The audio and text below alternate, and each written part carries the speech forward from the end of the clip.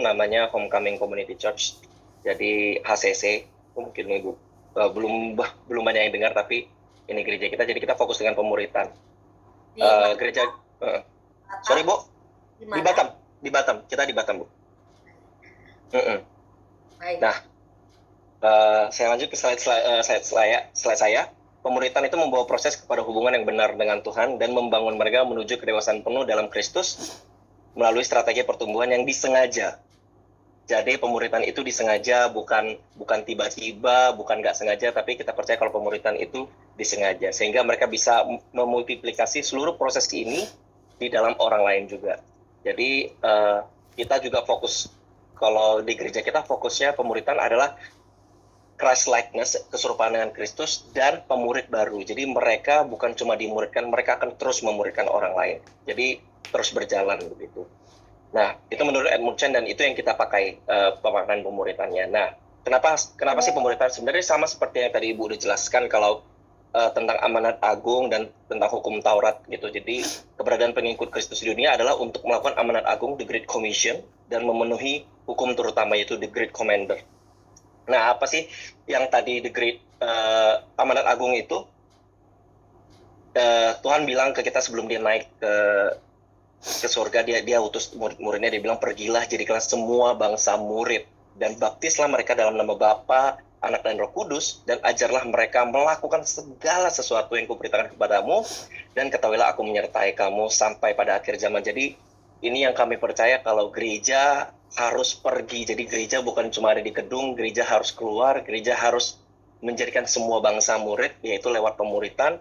Baru kita bisa baptis mereka. Waktu kita memuridkan, kita memuridkan mereka, kita memperkenalkan Tuhan kepada mereka, baru mereka bisa menerima Yesus, dan mereka mau dibaptis, dan ajar mereka segala sesuatu. Dan tahuilah, Yesus bilang, aku menyertai kamu. Jadi kenapa pemuritan itu begitu penting buat saya dan buat kita semua sebagai orang percaya? Karena sebenarnya kita nggak mungkin mampu melakukan pemuritan, tapi karena Yesus yang menyertai kita dapat untuk melakukan pemuritan itu. Nah, bahkan di Matius 22 ayat 37-40, Yesus kasih tahu kalau kasihilah Tuhan Allahmu dengan segenap hatimu, dengan segenap jiwamu, dan dengan segenap akal budimu. Itulah hukum terutama dan yang pertama. Dan hukum kedua yang sama dengan itu. Jadi saya percaya hukum pertama dan kedua itu sama nilainya. Jadi gak ada mengasihi Tuhan lebih penting daripada yang lain, tapi kita percaya yang sama artinya sama dengan, gak ada yang lebih besar. Yaitu apa? Yaitulah kasihilah sesamamu manusia seperti dirimu sendiri. Dan kedua hukum inilah tergantung seluruh hukum Taurat dan kita para nabi. Jadi saya percaya kalau Yesus meminta kita bukan cuma untuk mengasihi Tuhan, tapi juga untuk mengasihi sama. Gitu. Nah, itu yang terus kita gaungkan, kenapa? Supaya orang mau memuridkan, karena gak mudah untuk orang mau memuridkan, karena orang selalu berpikir, oh mengasihi Tuhan aja cukup gitu. Nah, tapi enggak, di kita kalau Tuhan bilang hukum yang sama, artinya enggak lebih besar daripada itu. Kalau kamu mengasihi Tuhan, when you love God, you have to love people. Gitu, yang kita percaya Bapak Ibu. Nah, framework discipleship yang gereja saya pakai, yang HCC pakai, dia ada 4 framework. Cara kerjanya yaitu, pertama kita harus tahu dulu tujuan utama amanat agung yang tadi kita baca. Perintah yang utama yaitu kemuridan dan pemuritan. By the way, kemuridan itu adalah orang yang dimuridkan. Kita sebutnya dengan kemuridan, dan pemuridan adalah yang melakukan pemuridan. Nah, baru implementasinya di mana biasanya kita baca di Kisah Para Rasul Kisah Para Rasul 2, kalau Bapak Ibu baca di ayat-ayat yang terakhir itu perikopnya mengatakan jemaat mula-mula. Jadi apa yang mereka lakukan itu kita lakukan juga, berkumpul bersama, memecahkan roti, saling mengajar, berkumpul tiap-tiap hari. Nah, itu yang juga kita lakukan. Lalu parameternya apa nih? Kita membuat kalau pemuritan itu sudah berhasil atau belum. Karena kebanyakan dari kita, kalau nggak punya parameter, berpikir kalau, oh pemuritan ini udah berhasil. Apa nih tolak ukurnya? Nah, kita pakai tolak ukurnya, harus ada tolak ukurnya. Kalau nggak, kita nggak punya, kita cuma mengira-ngira kayak yang Ibu bilang tadi, kalau kita nggak punya data yang jelas, kita cuma mengira-ngira, ternyata waktu buka data, oh kita cuma kepedean doang. Biasanya kami begitu. Nah, parameternya apa? Yang pasti pertama perubahan hidup, yang kedua adalah lahirnya pemurid baru. Jadi kalau yang dimuridkan banyak, tapi nggak muncul pemurid baru, nah itu kami juga mempertanyakan ke kami. Kayak, kenapa nih yang dimuridkan banyak, tapi nggak lahir nih pemurid barunya gitu. Nah, kita lanjut. Maka itu a church needs to be big enough to impact and small enough to care. Kami percaya kalau gereja harus punya dampak yang besar, tapi juga cukup kecil untuk bisa mempedulikan. Nah, besar bukan berarti tentang jumlahnya, tapi tentang perspektifnya, tentang siapa yang dapat dilayani. Kita percaya kalau Yesus tadi bilang, jadikanlah semua bangsa murid, berarti yang dimuridkan bukan cuma orang-orang percaya atau orang-orang Kristen. Nah, dan gambaran seperti apa pertumbuhan jemaat di masa depan ketika dilayani dengan tepat. Jadi kita punya perspektif, kalau ada satu orang nih, jemaat kita layani, dia akan jadi apa gitu. Kami percaya kalau Tuhan udah menanam benih ke satu orang, benihnya mungkin kecil, tapi sama kayak benih kalau ditanam, disiram, dia bertumbuh, dia akan jadi pohon yang besar, dan dia akan terus, dia bukan cuma bertumbuh, dia akan berbuah, buahnya juga punya benih, dan terus bermultiplikasi. Dan kita pakai sistem yang seperti itu. Kita percaya kalau a church needs to be enough, big enough to impact, dan kecil yang dimaksud adalah dapat menaruh perhatian yang detail dalam mengembalakan, memuridkan, dan mengembangkan jemaat. The what, jadi apa sih definisi pemuridan dan kemuridan yang gereja kami pakai, yaitu definisinya saya buat sederhana ini Bu. Jadi kemuridan artinya jadi seorang murid, pemurid adalah proses memuridkan orang lain. Nah, tindakan utamanya apa? Seperti yang kemarin juga Ibu sudah jelaskan, disiplin rohani, baca dan firman Tuhan, dan sedangkan pemuridnya adalah mencontohkannya, melakukannya. Nah, tindak lanjut dari tindak utama tadi, waktu dia udah baca firman, kita ajari yang kita muridkan untuk melakukan firman. Nah, pemurid adalah grooming proses. Grooming ini adalah melahirkan pemurid berikutnya, atau mencari orang pemurid yang next gen-nya seperti apa. Nah, tujuan akhir seperti yang sudah tertulis juga, terjadi perubahan hidup pastinya, lalu pemurid tujuan akhirnya adalah melahirkan pemurid baru. Nah, menurut kami jadi kan tadi ini kita what, jadi apa sih keterampilan dasar yang perlu dimiliki untuk setiap pemurid? Nah, kami ngajarin adalah BAG Bu. Jadi building relationship, karena kita percaya discipleship means relationship. Jadi tanpa hubungan pemuridan cuma sekedar ya pendalaman Alkitab, mungkin saya rasa gitu Bu. Nah, jadi apa sih building relationship-nya? Di kami bagi jadi ada 5F. 5F itu ada face, fact, feeling, fear, faith.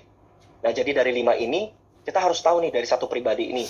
Pertama yang penting pasti mukanya seperti apa. Nah, jadi kalau misalnya ada pemurid, lalu ada orang yang dimuridkan, kami kan pasti make sure dong, kamu harus tahu nih yang kamu muridkan siapa. Masa aku tahu nih namanya Andi, tapi aku nggak ingat mukanya. Nah, itu kan justru wadidaw menurut saya. Nah, facts baru fakta-fakta yang dia miliki. Contoh mungkin dia anak tunggal, atau misalnya dia anak yatim. Nah, itu facts yang harus dicari tahu sama pemurid. Dan lalu feelings yang dia rasakan apa, yang dirasakan murid ini apa, sehingga supaya kita bisa build a relationship. Kebanyakan kita nggak peduli dengan mentalnya, kita nggak peduli dengan perasaannya, kita cuma ya ini karena kamu kurang doa, karena kamu kurang ini.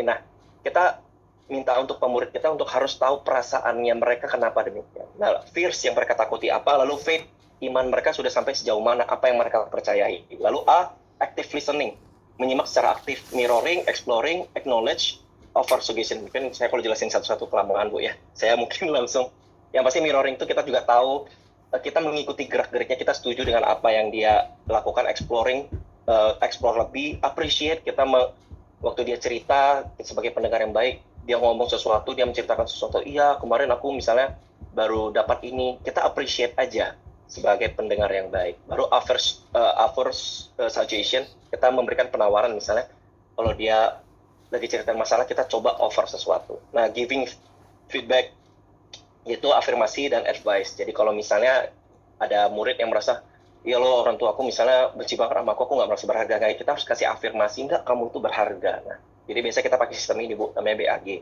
untuk sebagai pemurid. Advice itu nasihat yang kita berikan, ya pasti back to the Bible. Nah, di kami percaya event, acara atau program tidak memuridkan orang lah yang memuridkan orang lain. Event penting, acara penting, program penting, tetapi yang bisa memuridkan hanya orang. Jadi kami fokus untuk orangnya. Yang biasa kita investasikan itu bukan investasi di acara, tapi investasi di orangnya.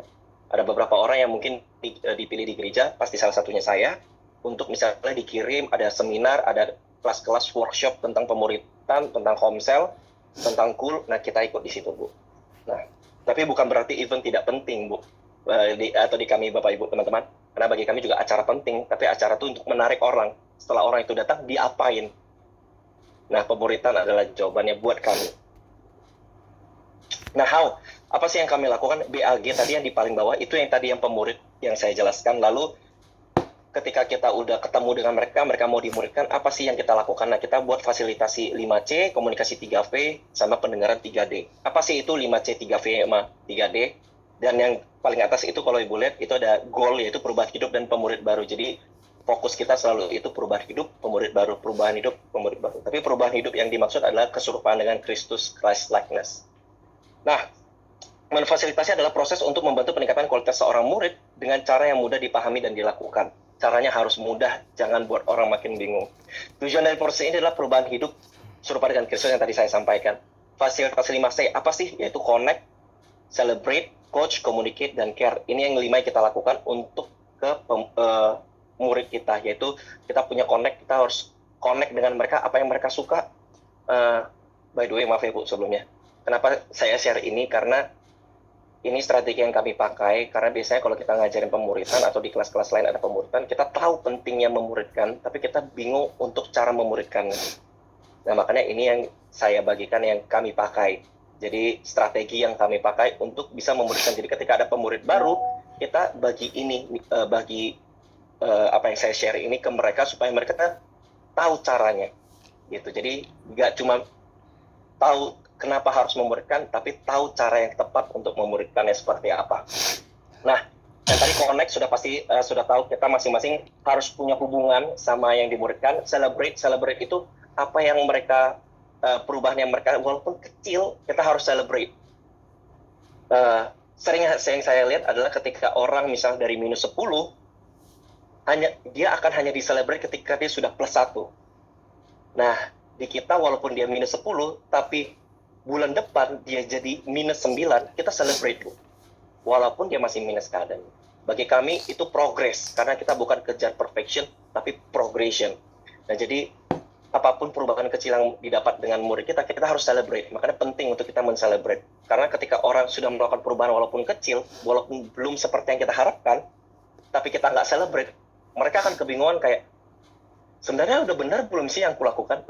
Makanya kita terus celebrate. Yang ketiga adalah coach, 4 communicate, pasti cara komunikasi yang penting, lalu 5 care. Nah, komunikasi yang penting itu seperti apa sih? Kalau care pasti ya, memperhatikan, apa kabar, ditanya, ajak nongkrong, dan segala macam. Komunikasi 3V yaitu verbal, vokal, sama visual.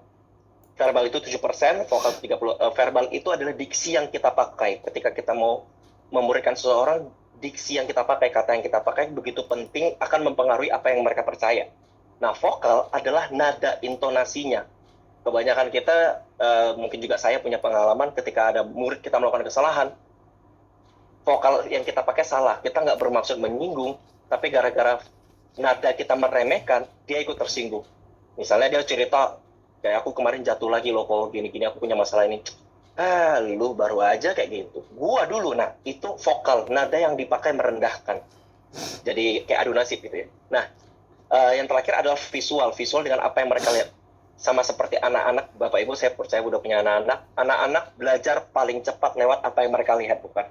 Nah, makanya kembali ke yang paling kita awal tadi, pemurid adalah mempraktekkan firman Tuhan itu sendiri. Jadi, supaya murid-murid tahu kalau firman Tuhan itu sangat mungkin untuk dilakukan, sangat mungkin untuk diaplikasikan. Nah, lalu pendengaran 3D, discover, develop, deploy. Discover itu temukan, Bu. Jadi kalau kami harus temukan nih orang-orang yang memang punya kerinduan, potensi, masalah, discover, kita cari tahu. Baru kita develop.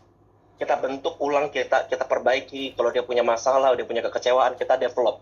Terakhir deploy itu kita utus. Nah, jadi ketika dia sudah pulih, dia kita utus. Nah, jadi nggak cuma berhenti ketika dia sembuh, tapi di-deploy, diutus.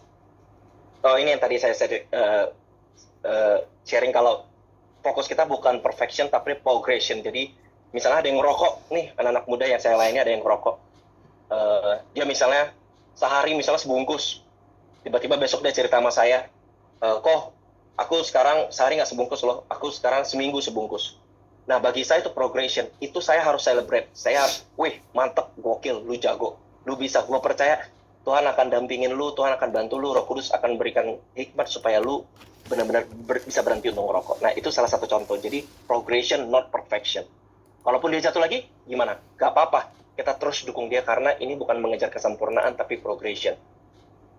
Ini yang tadi saya bilang, kalau kita love God, kalau kita mengasihi Tuhan, Tuhan bilang hukum yang pertama adalah mengasihi Tuhan, dan yang sama, artinya nggak lebih daripada itu, tidak kurang daripada itu adalah mengasihi Tuhan. Artinya kalau kita mengasihi, kita mengasihi, artinya mengasihi sesama. Artinya kalau kita mengasihi Tuhan, pasti kita juga mengasihi sesama. Dan ketika kita mengasihi sesama, nggak mungkin kita nggak mau memuridkan orang lain. Yap, gitu aja sih Bu, sharing dari saya. Atau